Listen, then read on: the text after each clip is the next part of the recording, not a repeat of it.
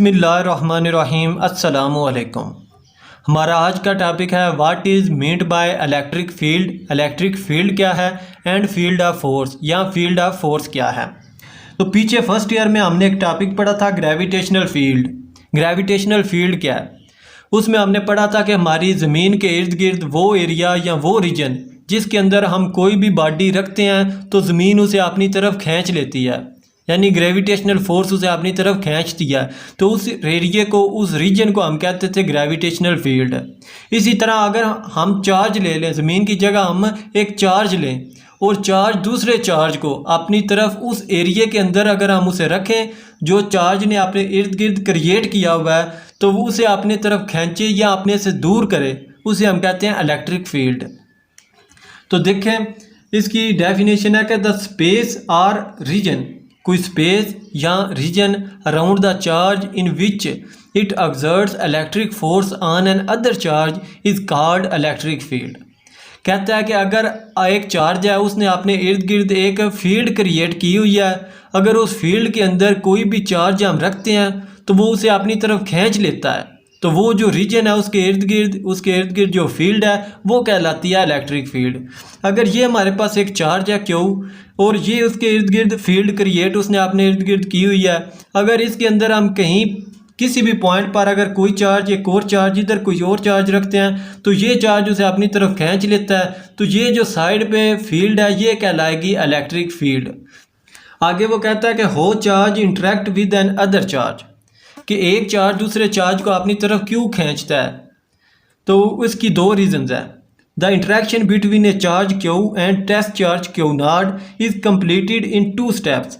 कहता है कि एक पॉइंट चार्ज है, उसने दूसरा टेस्ट चार्ज क्या होता है जिसकी मदद से हम इलेक्ट्रिक फील्ड फाइंड कर रहे हैं।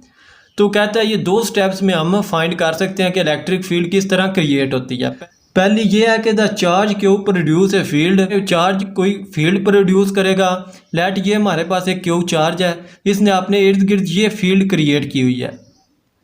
तो दूसरे पे वो कहता है the field interact with charge Q nought to produce a force on Q nought. ये क्यू है वो दूसरे चार्ज को अपनी तरफ खींचेगा एक फोर्स के साथ है, जिसे फील्ड फोर्स भी कहते हैं। तो ये चार्ज अगर इस रीजन के अंदर दूसरा चार्ज कोई मौजूद होगा या इसके ऊपर कोई दूसरा चार्ज होगा तो उसे अपनी तरफ खींच लेगा। इधर क्यू नॉट एक टेस्ट चार्ज है, टेस्ट चार्ज हमेशा पॉजिटिव होगा। अगर हमने पॉइंट चार्ज नेगेटिव लिया हुआ है तो नेगेटिव चार्ज इसे अपनी तरफ खींचेगा, ये इस डायरेक्शन में आएगा। तो ये जो रीजन है जिसके अंदर ये नेगेटिव चार्ज इसे अपनी तरफ खींच रहा है ये कहलाती है electric field. Electric field of force क्या है? ए फोर्स विच अट्रैक्ट और repel the test charge in electric field is called electric field of force. एक चार्ज जिसने अपने इर्द गिर्द एक फील्ड क्रिएट की हुई है, उसके अंदर अगर हम दूसरा टेस्ट चार्ज रखते हैं तो वो टेस्ट चार्ज को या तो अपनी तरफ खींचेगा या अपने से दूर करेगा। जो उसे वो खींच रहा है, कोई फोर्स लगा रहा है जिसके ज़रिए वो अपनी तरफ उसे खींच रहा है, या वो फोर्स लगा रहा है उसे अपने से दूर कर रहा है, वो जो फोर्स लग रही है उसे कहते हैं electric field of force. Same as gravitational field the origin of electric field is unknown. कहता है जिस तरह हमें ग्रेविटेशनल फील्ड के ओरिजिन का नहीं पता, इसी तरह हमें इलेक्ट्रिक फील्ड के ओरिजिन का भी नहीं पता। So it is called a force of nature. तो इसे हम फोर्स ऑफ नेचर कहते हैं ग्रेविटेशनल फील्ड को। आ गया कि इलेक्ट्रिक इंटेंसिटी। इलेक्ट्रिक इंटेंसिटी क्या है? इलेक्ट्रिक इंटेंसिटी को हम इलेक्ट्रिक फील्ड स्ट्रेंथ भी कहते हैं। तो कहता है कि इलेक्ट्रिक फील्ड स्ट्रेंथ और electric field intensity at any point is defined as the force experienced by a test charge placed at that point. किसी भी टेस्ट चार्ज पर जो पॉइंट चार्ज एक फोर्स एक्सर्ट कर रहा होता है उस फोर्स की स्ट्रेंथ कहलाती है इलेक्ट्रिक इंटेंसिटी। आगे टेस्ट चार्ज क्या है? The charge that is used to check the electric field of a source charge is called test charge. किसी भी चार्ज की हम इलेक्ट्रिक फील्ड फाइंड करने के लिए हमें टेस्ट चार्ज की ज़रूरत होती है। तो वो टेस्ट चार्ज क्या होता है? पॉजिटिव होता है। It is denoted by Q not, इसे क्यू नॉट से हम रिप्रेजेंट करते हैं। It is always positive. It is smaller than the source charge. ये हमेशा सोर्स चार्ज से, यानी जिस चार्ज के इर्द गिर्द हम इलेक्ट्रिक फील्ड फाइंड कर रहे हैं उससे हमेशा साइज़ में छोटा होगा।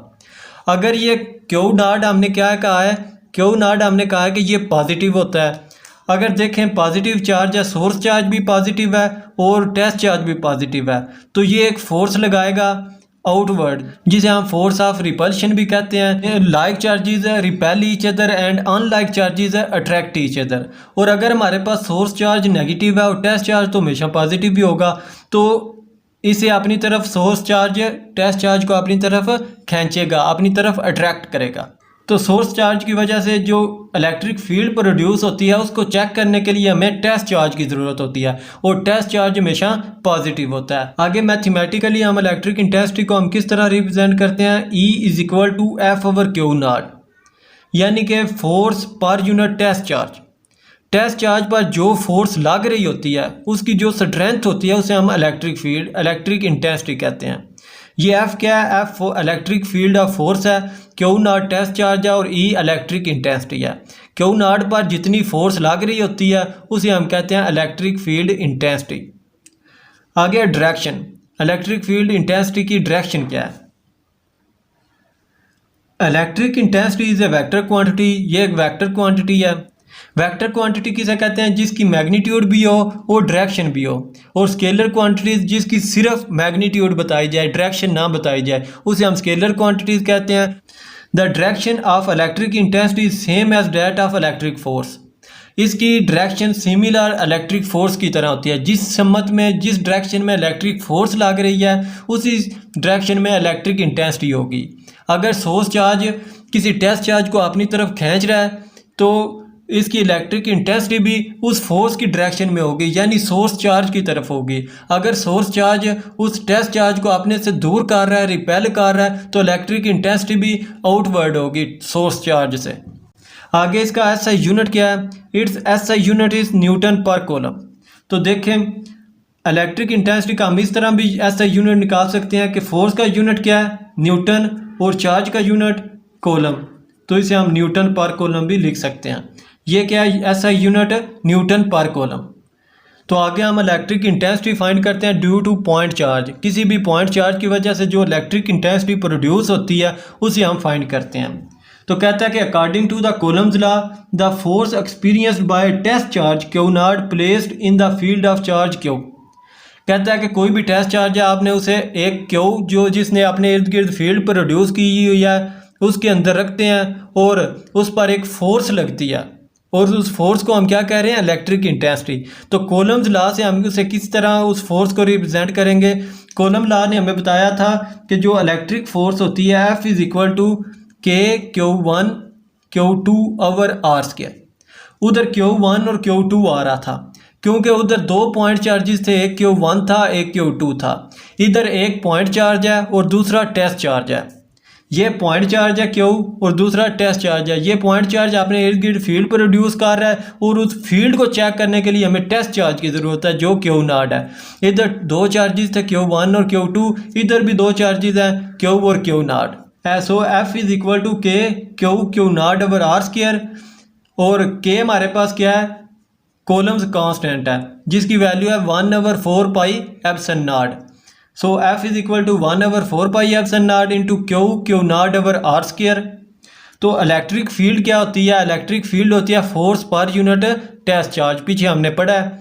तो उसमें हम फोर्स की वैल्यू पुट कर देंगे जो ऊपर हमने निकाली है ये, तो इलेक्ट्रिक फील्ड इंटेंसिटी हमारे पास आ जाएगी। फोर्स की वैल्यू है 1/4πε0 Q/Q0/r² जो नीचे आ रहा है। तो E = Q0 से कट जाएगा, 1/4πε0 Q/r² हमारे पास रह जाएगा। तो ये एक्सप्रेशन हमारे पास आ गया इलेक्ट्रिक फील्ड इंटेंसिटी।